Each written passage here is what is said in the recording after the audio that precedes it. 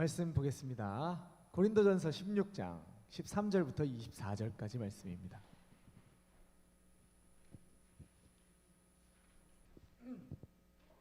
고린도전서 16장 13절부터 24절까지 말씀. 마지막이네요. 네. 반응해 주셔서 감사합니다. 고린도 16장 13절부터 24절 한 절씩 교독합니다. 깨어 믿음에 굳게 서서 남자답게 강건하라. 너희 모든 일을 사랑으로 행하라. 형제들아, 스데바나의 집은 곧 아가야의 첫 열매요 또 성도 섬기기로 작정한 줄을 너희가 아는지라. 내가 너희를 권하노니 이 같은 사람들과 또 함께 일하며 수고하는 모든 사람에게 순종하라. 내가 스데바나와 브드나도와 아가이고가 온 것을 기뻐하노니 그들이 너희의 부족한 것을 채웠음이라. 그들이 나와 너희 마음을 시원하게 하였으니 그러므로 너희는 이런 사람들을 알아주라. 아시아의 교회들이 너희에게 문안하고 아굴라와 브리스가와 그 집에 있는 교회가 주 안에서 너희에게 간절히 문안하고 모든 형제도 너희에게 문안하니 너희는 거룩하게 입맞춤으로 서로 문안하라. 나 바울은 친필로 너희에게 문안하노니 주를 사랑하지 아니하며 저주를 받을지어다. 우리 주여 오시옵소서. 또는 우리 주께서 임하셨도다. 주 예수 그리스도의 은혜가 너희와 함께하고 나의 사랑이 그리스도 예수 안에서 너희 무리와 함께할지어다. 아멘. 네. 오늘도 시험 기간 가운데 나오신 대학생 여러분들 환영하고요. 찍어도 맞출 줄 믿으면서 그게 복인지는 생각해봐야 될 것 같긴 합니다. 찍었는데 맞췄는데 그게 복인가? 어찌됐든 그리고 한 주간 열심으로 살아내시다가 또 주일이라 예배 가운데로 나오신 모든 직장인들과 또 우리 모든 청년들을 환영하고 사랑합니다. 올해 1월 1일이 주일이었어요. 1월 1일 시작한 고린도전서 강해가 오늘로 마무리가 됩니다. 장장 총 16장의 본문들을 다 살펴서 오늘 39번째로 마지막 고린도전서의 본문을 살펴보려 합니다. 오늘 살펴볼 본문 고린도전서 16장 13절부터 24절까지의 말씀은 고린도전서 전체의 결론 부분입니다. 사도 바울의 마지막 권면의 말과 또 고린도 교회를 향한 작별 인사가 담겨 있어요. 그리고 이 사도 바울의 마지막 권면과 작별 인사를 통해 저도 여러분들에게 마지막 인사를 하려고 합니다. 그래서 오늘 설교의 제목이 작별 인사입니다. 마지막으로 여러분들께 전하고 싶은 말이 막 한가득입니다만 제 말을 여러분들께 전하는 게 무슨 의미가 있겠어요, 그렇죠? 오늘 본문 속에 제 마음이 다 담겨 있으니까 이 본문을 통해 하나님의 말씀을 통해 함께 은혜 받는 귀한 시간이 되기를 주님의 이름으로 축복합니다. 먼저 바울은 앞선 전체 본론의 내용을 정리하면서 5가지 명령들을 쏟아놓습니다. 오늘 본문 13절과 14절 말씀 같이 한번 읽어볼까요? 시작. 깨어 믿음에 굳게 서서 남자답게 강건하라. 너희 모든 일을 사랑으로 행하라. 자, 보시면 왜 5개지 싶으실 수 있는데요. 개역개정은 영 헷갈리게 번역을 하고 있어요. 주구장창 제가 설교 때마다 개역개정을 까고 있습니다만 괜찮은 번역이에요. 전 세계에서 이렇게 탁월한 번역이 드물 만큼 잘된 번역입니다만 문제가 많아요. 자, 그래서 어찌됐든 이 개역개정은 헷갈리게 번역을 하고 있는데 헬라어 원문을 보시면 명확하게 간명하게 5개의 명령형 동사들이 자리 잡고 있는 것을 확인하게 됩니다. 하나하나 볼까요? 자, 먼저 바울은 깨어라 라고 명령하고 있습니다. 여기 깨다라는 동사는 전형적인 종말론적인 단어예요. 뭐라고요? 종말론적인 단어라고요. 이 단어를 이해하려면 마태복음 25장의 열처녀 비유를 떠올리시면 될 것 같습니다. 같이 한번 찾아볼까요? 자, 이것도 오늘이 마지막입니다. 한번 찾아봐 주십시오.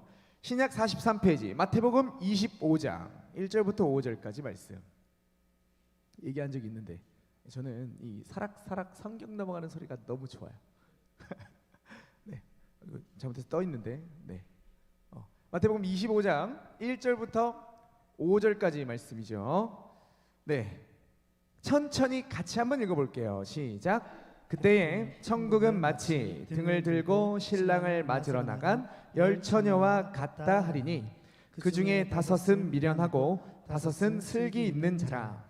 미련한 자들은 등을 가지되 기름을 가지지 아니하고 슬기 있는 자들은 그릇에 기름을 담아 등과 함께 가져갔더니 신랑이 더디옴으로 다 졸며 잘세. 화면이 잘못 떠 있습니다. 25장 13절 한번 띄워주실래요?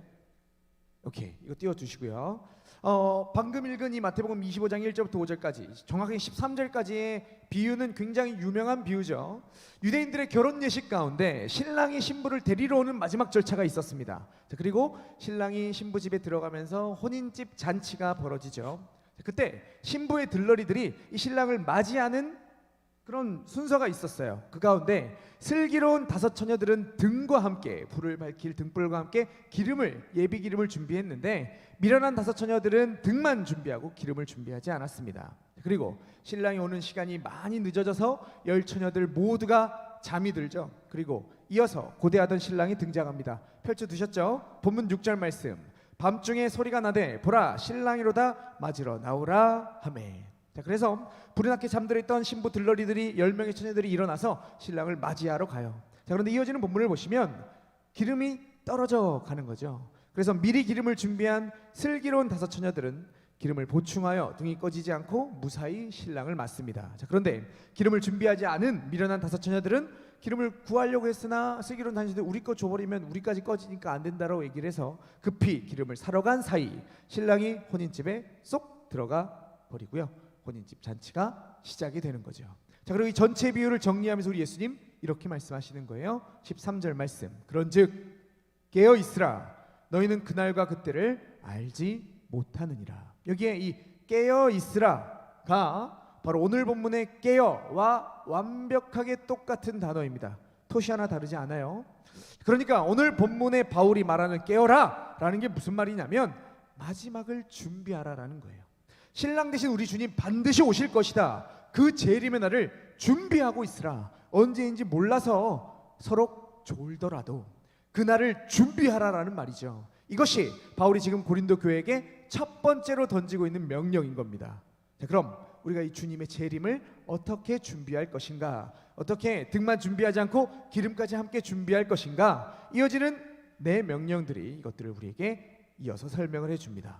다음으로 바울은 믿음에 굳게 서라 라고 명령합니다. 마지막이 다가올수록 주님의 재림이 가까우면 가까울수록 우리는 무엇보다 믿음 위에 굳게 서야 하는 것이죠. 앞서 바울은 고린도 교회가 복음에 굳게 서 있다고 말했던 적이 있어요. 고린도전서 15장 1절 다 살펴봤던 내용인데 형제들아 내가 너희에게 전한 복음을 너희에게 알게 하노니 이는 너희가 받은 것이요 또 그 가운데 선 것이라. 이러한 복음 가운데 굳게 선 것, 이것을 한 단어로 정리해보자면 믿음이라는 말이고요. 자, 이러한 믿음의 모습을 주님 재림의 때까지 지켜내라는 말이죠. 여러분들도 복음에 대해서 들어오셨습니다.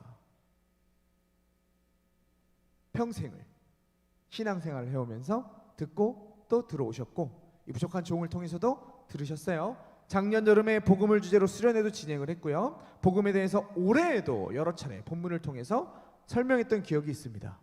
여러분들이 들었던 복음, 알게 되고 믿고 있는 그 복음의 선 믿음을 놓지 말고 끝까지 붙잡고 있기를 바울의 명령을 통해 여러분들에게 권면해 드립니다. 다음으로 바울은 남자다우라, 남자답게 하라 라고 명령을 하죠. 여기 여성분들도 많이 계신데 남자다우라 막 수염 기르고 뭐 이렇게 하라는 말은 아니잖아요. 그렇죠? 남성성을 길러내라 이런 말 아니죠. 여기 남자다우라는 명령과 이어서 나오는 이 강건하라라는 명령은 구약 시편의 말씀을 인용하고 있는 거예요. 시편 31편 23절부터 24절까지 말씀인데 24절만 볼까요? 자, 여호와를 바라는 너희들아 강하고 담대하라. 여기 강하고 담대하라를 구약이니까 히브리어로 기록이 되겠죠. 자, 이거에 헬라어 번역본이 있어요. 뭐라고 부를까요 이거? 구약 성경의 헬라어 번역본. 제가 여러분들에게 묻는 건 모르는 걸 묻고 있지 않습니다. 설교 노트에도 들어갔던 질문 중에 하나 이게. 구약 히브리 성경을 헬라어로 번역한 거. 네. 끝까지 감사합니다. 네, 영어로 셉추아진트 혹은 70인경이라고 불리는 성경이 있어요. 그 성경의 이 시편 31편 24절 말씀을 보면 강하고 담대하라라는 이 헬라어 단어가 오늘 본문의 남자답고 강건하라와 똑같습니다. 즉 바울이 고린도 교회에게 마지막으로 권면하면서 시편 다윗의 말을 빌어서 전하고 있는 거예요. 강하라, 담대하라. 특별히 여기 이 강하고 담대하라는 명령은 익숙한 단어들이죠, 그렇죠? 성경 속에서 여러 번 반복되고도 반복되는 명령들이죠. 특별히 이 명령은 가나안 땅을 지척에 둔 이스라엘 백성들에게 모세가 마지막으로 내리고 있는 명령이기도 합니다. 그리고 그 백성들을 이끌어 나갈 여호수아에게 모세가 또 마지막으로 전하고 있는 명령이기도 하죠. 신명기 31장 6절과 7절 말씀. 너희는 강하고 담대하라. 두려워하지 말라. 그들 앞에서 떨지 말라. 이는 내 하나님 여호와 그가 너와 함께 가시며 결코 너를 떠나지 아니하시며 버리지 아니하실 것임이라 하고, 모세가 여호수아를 불러 온 이스라엘의 목전에서 그에게 이르되 너는 강하고 담대하라. 너는 이 백성을 거느리고 여호와께서 그들의 조상에게 주리라고 맹세하신 땅에 들어가서 그들에게 그 땅을 차지하게 하라. 출애굽한 이스라엘 백성들과 무려 40년을 함께하며 그들을 이끌어왔던 모세가 이제 가나안 땅으로 자신 없이 들어갈 백성들, 그곳으로 나아갈 하나님의 백성들을 바라보면서 마지막으로 던진 말을 바울이 고린도 교회에게 마지막으로 던지고 있다는 데에서 우리에게 주어지는 의미를 발견할 수 있을 것 같습니다. 교역자가 바뀌는 거, 새로운 교역자가 오는 거, 분명히 큰 분기가 되겠죠. 어쩌면 마이너스가 될 수도 있고 여러분의 신앙에 있어서 큰 영향을 주는 사건이 분명합니다. 그럼에도 저는 편히 갑니다. 여러분께 강하고 담대하라 감히 말씀드립니다. 새로 오실 교역자가 잘 할 거니까 물론 잘 하시겠죠. 저 같은 거 기억도 안 나게 너무너무 잘 사역해 주실 겁니다. 그러나 그것 때문에 편히 가는 거 아니죠. 오늘 본문에 강건하라라는 단어를 헬라어로 보시면 수동태로 되어 있어요. 무슨 말이냐면 강하게 될 거라는 거예요. 그러면 누가 여러분들을 강하게 할 것인가? 이런 걸 이제 어려운 말로 신적 수동태 이렇게 얘기를 하는데요. 하나님께서 여러분들을 강하고 담대하게 해 주신다는 말이죠. 제가 사역해왔던 지난 시간들을 돌아보면 모자라고 모난 저의 사역 가운데 또 좌충우돌 여러분들과 한 달 한 달 채워온 그 시간들 가운데 분명히 하나님께서 함께 해주셨습니다. 그 하나님이 내년에도 여러분들과 함께 할 겁니다. 여러분들과 함께 가실 것이고 여러분들을 결코 떠나지 않으실 겁니다. 그러니 그 하나님으로 인해 저는 편히 갑니다. 여러분들도 강하게 하실 하나님을 기대하시면서 더욱더 여러분들에게 주어진 자리에서 강하고 담대하시길 바랍니다. 자, 그리고 마지막 5번째로 바울은 너희 모든 일을 사랑으로 행하라 라고 명령을 하죠. 이 명령은 앞선 고린도전서의 전체 내용을 총정리하는 명령이라고도 얘기할 수 있겠습니다. 자, 제가 고린도전서의 클라이막스, 절정이 어디라고 말씀드렸을까요? 절정, 클라이막스 1장부터 16장 쭉 진행되는 가운데 어디가 절정이라고 그랬을까요? 16장? 아닙니다. 기승전결이죠. 그렇죠? 16장보다 앞에 있겠죠. 어디가 클라이막스라고 그랬어요, 제가? 그렇죠. 13장 사랑장이 고린도전서 전체 클라이막스라고 제가 말씀드렸습니다. 사랑장, 고린도 교회를 향한 사도 바울의 가장 완벽한 처방이다 제가 말씀드린 바 있는데요. 앞서 우리가 쭉 고린도 교회를 살펴봤어요. 근데 이 모든 문제들, 고린도 교회에 일어났던 이 모든 문제들은 결국 이 사랑이 없었기 때문에 벌어진 문제들이었습니다. 왜? 4개 계파로 나눠져서 게바파, 바울파, 아볼로파, 그리스도파까지 나눠져서 서로 분쟁합니까? 사랑이 없기 때문이죠. 왜 고린도 교인들이 세상 법정에 나가서 세상의 법을 통해서 서로를 고발합니까? 서로를 사랑하지 않기 때문입니다. 왜 성찬을 행하면서 상처받는 성도들이 생겨납니까? 사랑하지 않기 때문이죠. 수많은 은사들이 가득했는데 그 은사들이 교회를 세워내는 게 아니라 왜 교회를 병들게 했습니까? 그 은사의 사용 가운데 사랑이 없었기 때문입니다. 이 마지막 바울의 명령처럼 모든 일이 사랑 안에서 행해졌다면 사도 바울이 이리도 길게 고린도전서를 쓸 필요가 없었다는 말이죠. 우리 청년교회가 어떻습니까? 역시 이 고린도전서를 계속 강의해 오면서 여러 차례 말씀드린 바 있습니다. 사랑합니까? 사랑해요? 옆에 있는 사람?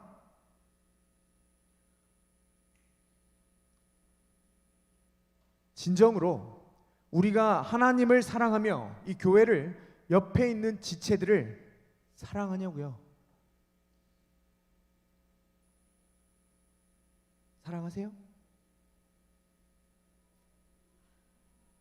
사랑한대.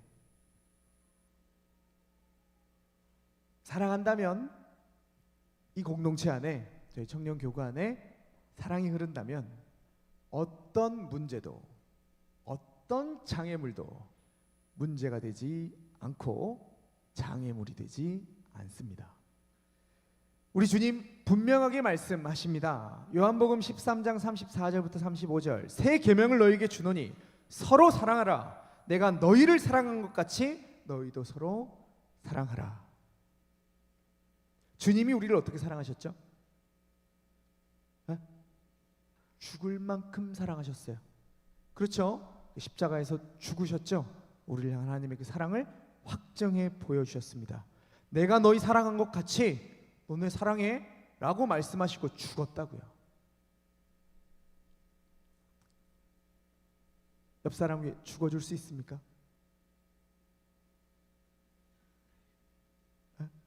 죽어줄 수 있어? 자, 그리고 35절 이어서 이렇게 말씀하시죠. 너희가 서로 사랑하면 이로써 모든 사람이 너희 가운데 제자인 줄 알리라. 사랑하시기 바랍니다. 주님 믿는 제자들의 공동체, 교회에게 있어서 사랑은 필수적인 거고 절대적인 겁니다. 오죽하면 오늘 본문 가운데 사도 바울이 이렇게까지 말을 해요. 22절 말씀 같이 한번 읽어볼까요? 시작. 만일 누구든지 주를 사랑하지 아니하면 저주를 받을지어다. 우리 주여 오시옵소서. 뭐래요? 그냥 사랑 안 하면 이거 좀 잘해라, 사랑 좀 채워내라 이렇게 얘기하지 않죠. 저주를 받을 거라고 저주하고 있습니다. 사랑하라고. 그렇죠? 근데 또 보세요. 서로 사랑하라는 말 아니고 여기서는 주를 사랑하라고 얘기하죠. 사랑에 대해서 여러 번 말씀드린 기억이 있습니다만, 주님을 사랑하는 것이 곧 이웃을 사랑하는 겁니다. 우리가 서로 사랑할 수 있는 것은 곧 주님을 사랑하기 때문이죠. 자, 그런데 그 사랑, 주님을 사랑하고 그렇게 서로 사랑하는 그 사랑이 없으면 하나님의 무시무시한 저주가 선포되고 있어요. 여기 저주라는 게 그냥 지나가다가 새똥 맞고 뒤로 넘어지면 코가 깨지고 이런 식의 저주가 아니에요. 훨씬 더 무섭고 무거운 무시무시한 저주입니다. 신명기 7장 26절 말씀. 너는 가증한 것을 내 집에 들이지 말고 너도 그것과 같이 진멸당할까 하노라. 너는 그것을 멀리하며 심히 미워하라. 그것은 진멸당할 것임이니라. 흔히 헤렘이라고 불리는 건데요. 여기에 진멸, 하나님께서 완전히 제거해버리시겠다는 이 진멸의 열심이 바로 오늘 본문 속에 저주라고 해당되는 헬라어 단어의 의미입니다. 사랑하십시오. 끝까지 온전히 사랑하시기 바랍니다. 그래서 진멸되지 않고 여러분의 신앙이, 청년교구가 없어져 버리지 않고 존속될 수 있기를 간절히 바래요. 이후에 시간이 많이 흘러서 우리가 꼭 다시 만날 수 있을 때 여기 계신 분들이 한 영혼도 빠지지 않고 다 여기서 앉아 계시기를, 교제할 수 있기를 바라봅니다. 자, 특별히 이 22절 말씀 끝에 보시면 우리 주여 오시옵소서라고 되어 있어요. 그렇죠? 굉장히 종말론적인 표현입니다. 저 요거 뭐라 그러죠? 요런 거 마라나타라고 하죠. 헬라어 원문 보시면 이 마라나타라는 아람어가 그대로 기록되고 있는 걸 확인할 수 있습니다. 그리고 음력되고 있어요. 헬라어로 마라나타라고. 신약 성경 속에서 마라나타라고 하는 아람어가 그대로 사용된 건 이곳이 유일합니다. 이것과 같은 의미들이 있는 단어들이 있어요. 계시록에도 있고 한데 그냥 헬라어로 그 의미 그대로 주님 오시옵소서라고 하는 단어들이 사용되고 있는데 아람어 그대로 마라나타라는 단어가 명시적으로 등장하는 건 이곳이 유일합니다. 이것밖에 없어요.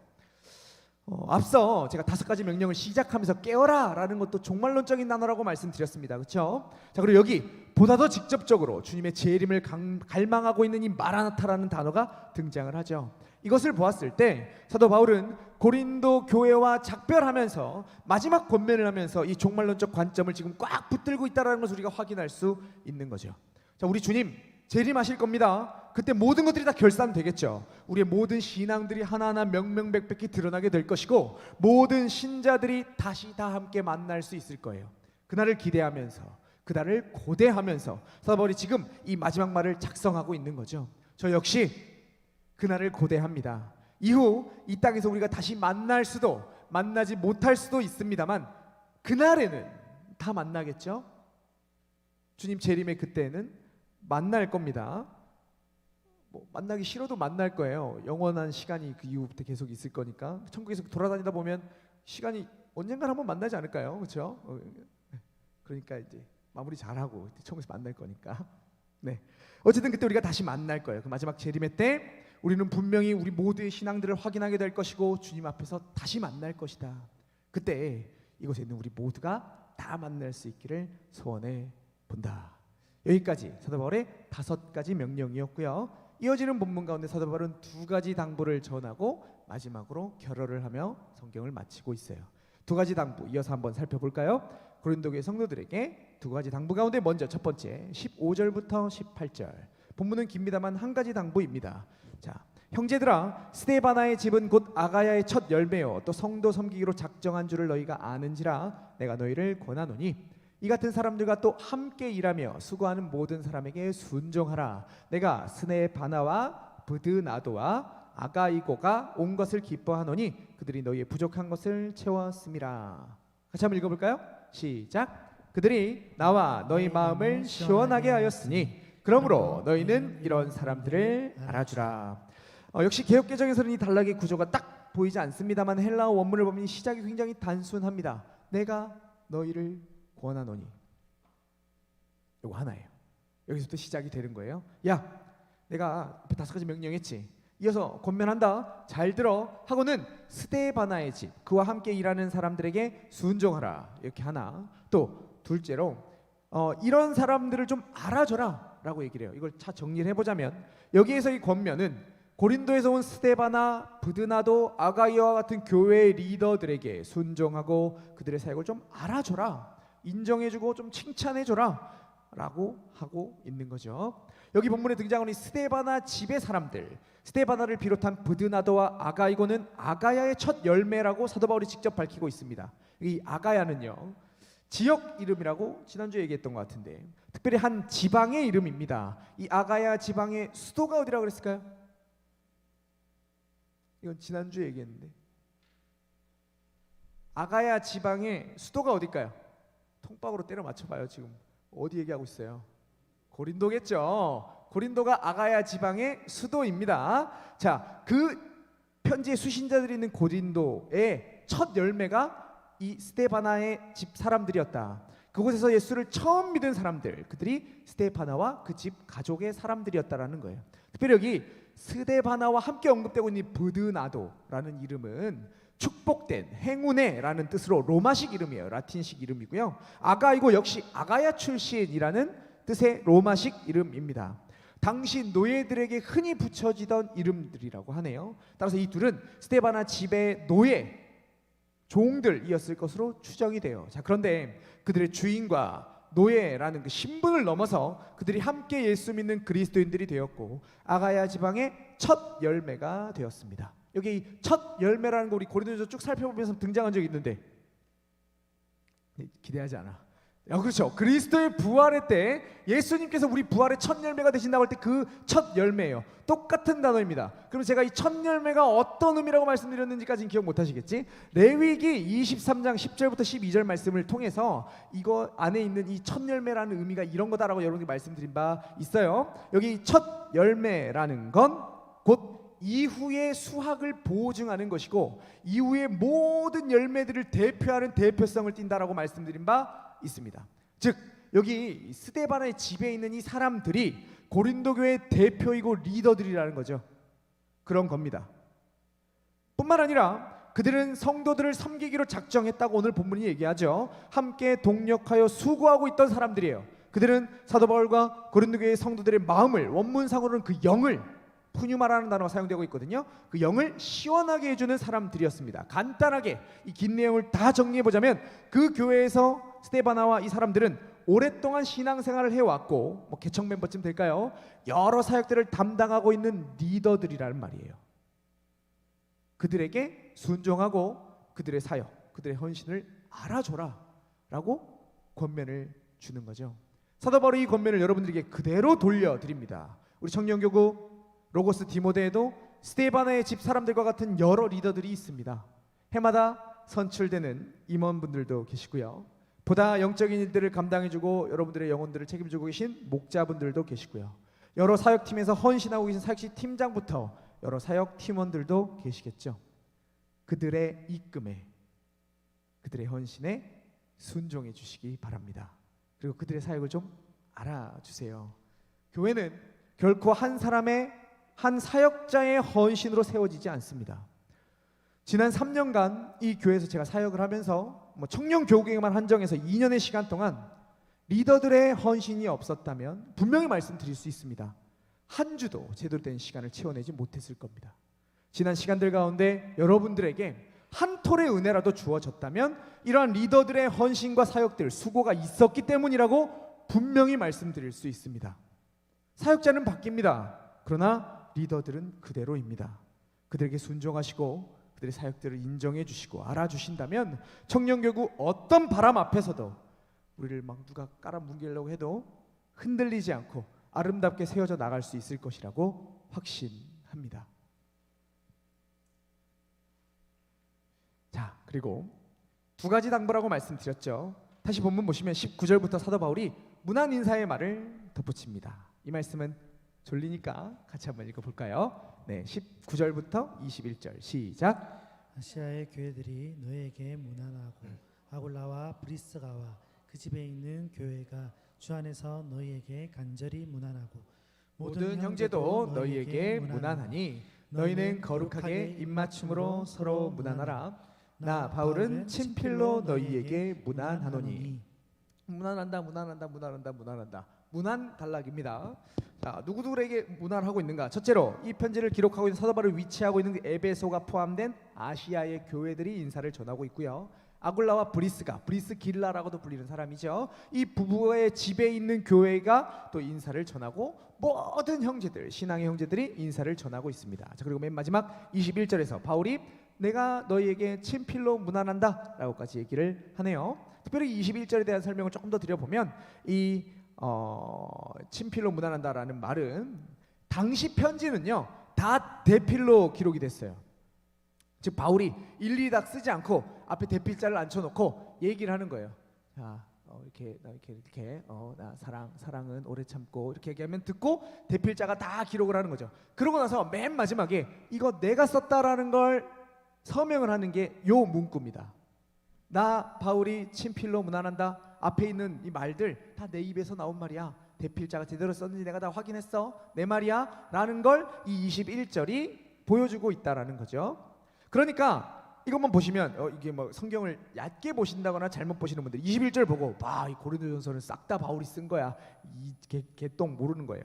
여기까지 기록한 모든 내용은 다 바울이 한 말이야. 다 한 말이긴 합니다만 직접 기록한 게 아니라 이 21절만 바울이 친필로 기록을 했다라는 말이에요. 자, 여기 전형적인 인사말이 이어지는 이 문안단락에서도 사도 바울의 당부가 하나 포함이 됩니다. 그렇죠? 다 문안하니 하는데 뜬금없이 야 이거 해 라고 얘기를 하고 있어요. 다시 20절 말씀 보시면 너희는 거룩하게 입맞춤으로 서로 문안하라 라고 이야기를 하죠. 야 나도 문안하고 아시아에 있는 교회도 문안하고 브리스가와 아굴라도 문안하고 모든 믿음의 형제들도 문안해. 그러니까 너희도 문안해.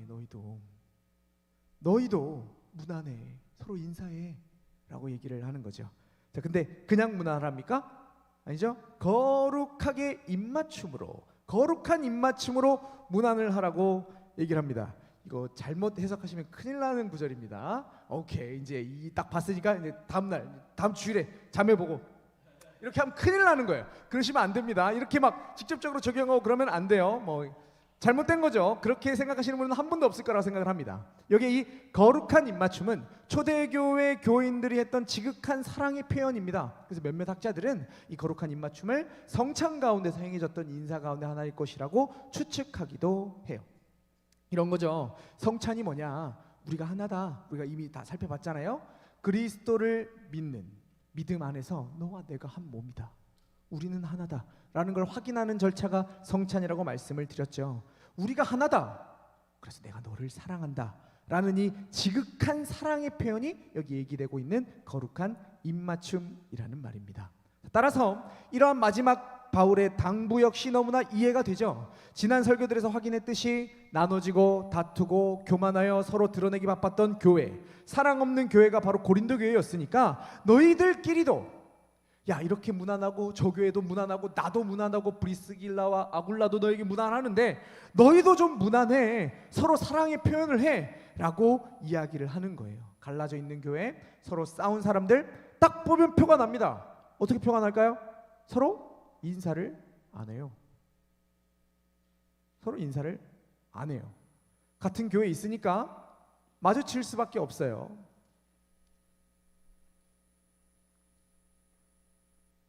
네. 근데 어떻게 하죠? 투명 인간처럼 서로 인사를 안 합니다. 마치 저 사람이 없는 것처럼. 아이 뭐 그런 사람이 교회 어디 있어요? 오늘도 봤어요. 제가 오늘도 있어요. 인사 안 하는 사람들. 그 사랑하는 거예요? 그게 같은 성찬을 먹을 수 있는 사람들이 행하는 행동입니까? 있다니까 여기. 오늘 내가 봤다니까. 눈앞에서 봤다니까. 나이도 나보다 많고 직분도 장로로서 내가 아무 말 못했습니다만 있다고요. 내가 성웅 형제나 뭐 요즘 극류 형제나 뒤통수를 확 때려보려 하다가 내가 그럴 수 없지. 있다고요. 여러분은 다 인사해요? 다 인사합니까? 오늘 다 인사했어? 여기 인사 안 한 분 안 계시지 않습니까? 다 인사했습니까? 오늘 전부 다? 서로 사랑의 인사를 하십시오. 사랑으로 악수하고 눈 인사하고 목례하고 뽀뽀까지는 하지 마시고. 네. 서로 사랑하는 거 거창한 거 아니에요. 처음부터 예수님께서 보여주셨던 그 사랑 보여준다고 그래 내가 널 위해 죽을 거야 이런 사랑 누가 할 수 있겠어요. 다 인사부터 하는 거예요. 인사부터. 그래 당연히 와 있겠지. 어련히 와 있네 가 아니라 지난 한 주 잘 지냈어? 안녕하니? 오늘 옷이 좀 이쁘네. 목도리 좀 이상하네. 이렇게 관심을 표해 주시고 사랑을 전달해 주십시오. 서로 웃으면서 관심과 사랑을 인사로 표현하시기 바랍니다. 거기서부터 이 교회의 기본이 되고 절대적이고 당연한 사랑이 시작되는 거예요. 별거 아닌 것 같은데 당연해져서 어차피 다음 주에 볼 그 인간이 또 올 거니까 인사가 소원해지고 당연해지고 인사부터 날라 먹는 거죠. 그러다가 당연한 그 인간이 미운 짓까지 하네. 그러니까 미움이 생기고 사랑을 지켜내지 못하고 이렇게 되는 거죠. 서로 사랑의 인사를 뜨겁게 하는 청년교구가 되기를 소원합니다. 5가지 명령과 2가지 권면, 2가지 당부들 말씀드렸고요. 맨 마지막 안 다룬 본문 있죠. 설교 가운데 어쨌든 읽었던 본문들은 다 다루려고 다 애를 쓰고 있는데 23절부터 24절 말씀을 통해 오늘 설교를 정리해 보려고 합니다. 마지막으로 같이 한번 읽어볼까요? 시작. 주 예수 그리스도의 은혜가 너희와 함께하고 나의 사랑이 그리스도 예수 안에서 너희 무리와 함께할지어다. 무난한 인사말로 고린도전서가 마쳐지죠. 자, 그런데 다른 서신들의 마지막과 비교를 해보면 조금 이상한 표현이 하나, 특이한 표현이 하나 보여요. 몇 개 비교해 볼까요? 자, 바울 서신 어디서부터 시작하죠? 마태, 마가, 누가, 요한, 사도행전, 그렇죠. 로마서부터 시작이 됩니다. 로마서 맨 마지막 인사말. 16장 20절 평강의 하나님께서 속히 사단을 너희 발 아래에서 상하게 하시리라. 앞에 있는 내용들과 연관되는 결어를 넣고 이렇게 얘기를 하죠. 우리 주 예수의 은혜가 너희에게 있을지어다. 고린도후서 13장 13절 익숙한 거죠. 제가 이 교회 와서 처음 축도할 때 이거 적어놓고 읽었던 기억이 있는데, 자, 주 예수 그리스도의 은혜와 하나님의 사랑과 성령의 교통하심이 너희의 무리와 함께 있을지어다. 그 다음 거 갈라디아서 6장 18절 형제들아 우리 주 예수 그리스도의 은혜가 너희 심령에 있을지어다. 아멘. 에베소서 6장 24절 우리 주 예수 그리스도를 변함없이 사랑하는 모든 자에게 은혜가 있을지어다. 마지막 빌립보서 4장 23절 주 예수 그리스도의 은혜가 너희 심령에 있을지어다. 뭐 더 많은데 여기까지만 보겠습니다. 표현되는 내용이 얼마간 차이가 있습니다. 근데 한결같이 공통되는 내용이 있어요. 그게 뭡니까? 은혜가 있기를 기원하고 있죠. 주 예수 그리스도의 은혜가 있기를 교회들에게. 왜 이게 공통입니까?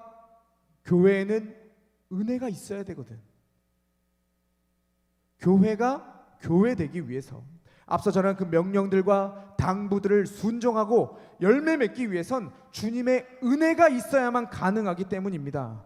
우리 역시 동일합니다. 제가 여러분들께 전한 설교들, 오늘 전한 명령과 당부들, 여러분들이 그래 해야지 결정한다고 해서 마음 먹는다고 해서 열매 맺고 이루어지지 않습니다. 주님의 은혜가 있어야 순종할 수 있는 것이고, 은혜가 있어야 교회가 교회 될 수 있는 것이고, 서로 사랑할 수 있는 거죠. 그러니 그 은혜를 구하는 거예요. 그 은혜가 너에게 있기를 원한다. 은혜가 있어야 된다라고 이야기를 하는 거죠. 자, 그럼 질문, 은혜 어떻게 받아요?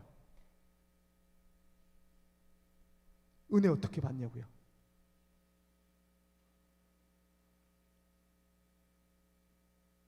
은혜를 받는 세 가지 방편이 있습니다. 네? 성례도 있고요. 또 말씀도 있죠. 또 기도도 있습니다. 이거 해? 여러분들 해요?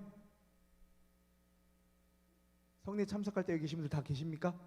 1년에 2번밖에 안 해요. 진짜 이 교회에서 귀중한 은혜의 방편입니다. 성례 2번밖에 안 한다고. 다 오셔야 되고요. 1, 2부 때 꼭 참석하시고.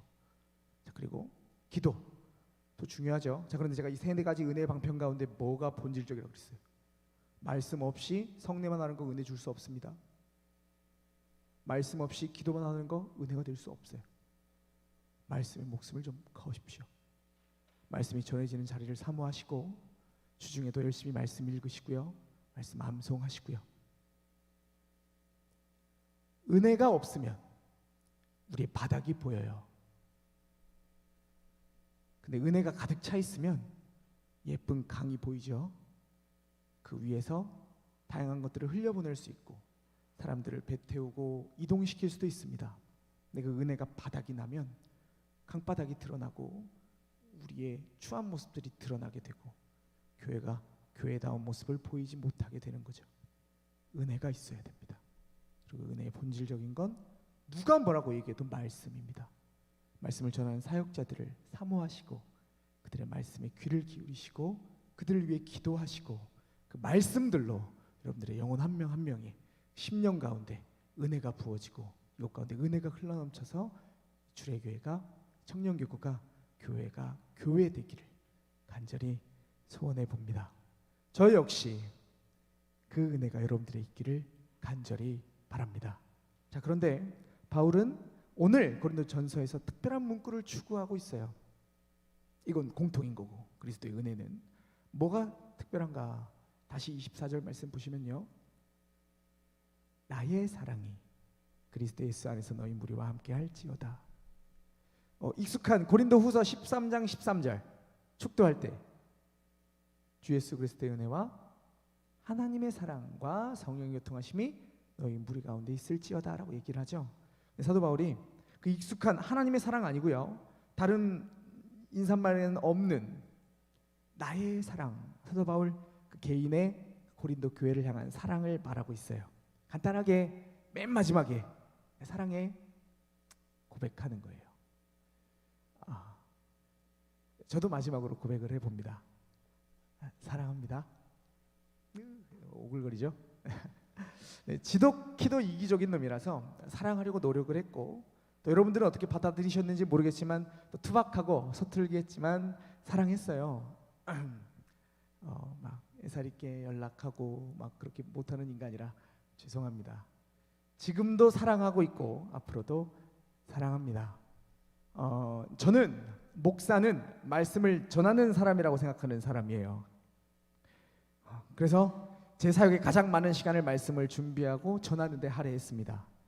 여러분들에게 전할 수 있는 제 사랑의 표현은 양질의 말씀을 준비해서 잘 전하는 거라고 생각했기 때문에 나름 최선을 다해서 말씀 사역에 전념했어요. 다른 건 모르겠지만 요거 하나는 제가 네, 진짜 목숨 걸고 열심히 했다 자부할 수 있습니다.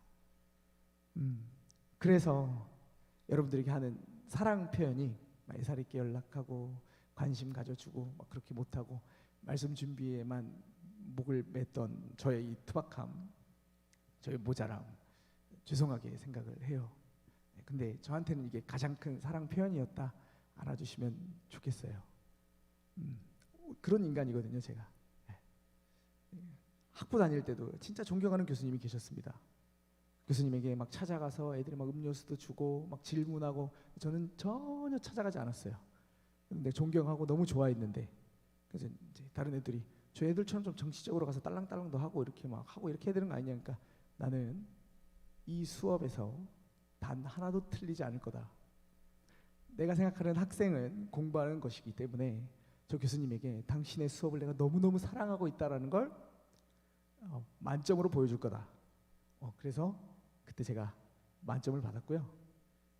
그 교수님 조교했어요. 실제로 교수님이 나중에 불러주셔가지고 애들이 다 공부를 잘 못해서 20점을 깔아준대요.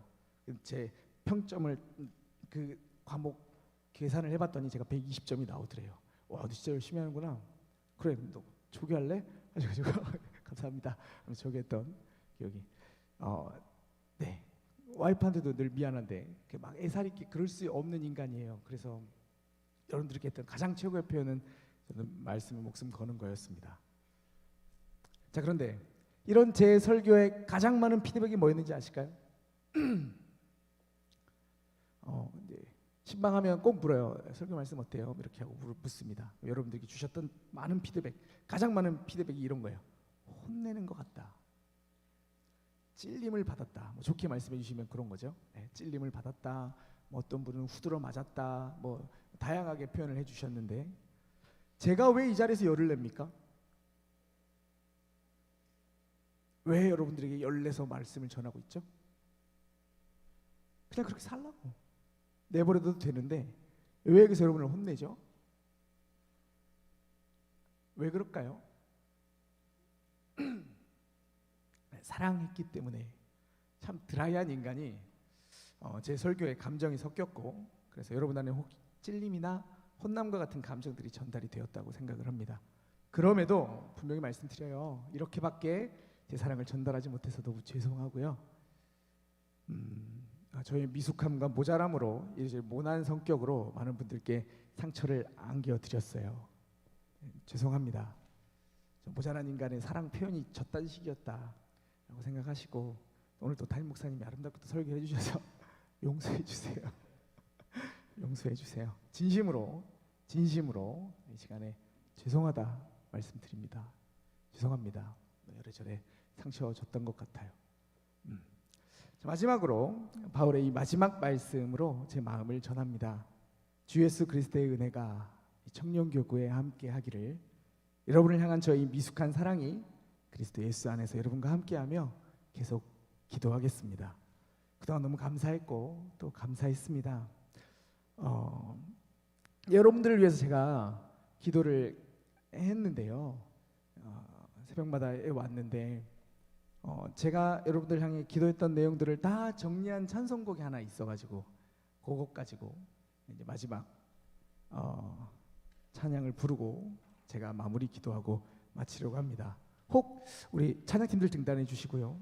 우리 청년교구 특성의 기회가 오면 이때 꼭 해야지 벼르고 별렀던 찬송인데 안 시켜줘가지고 못했는데 네 그런 찬양곡입니다. 이 찬양의 가사 그대로 여러분들 위해서 기도하기를 쉬는 죄를 범치 않는 제가 되겠습니다.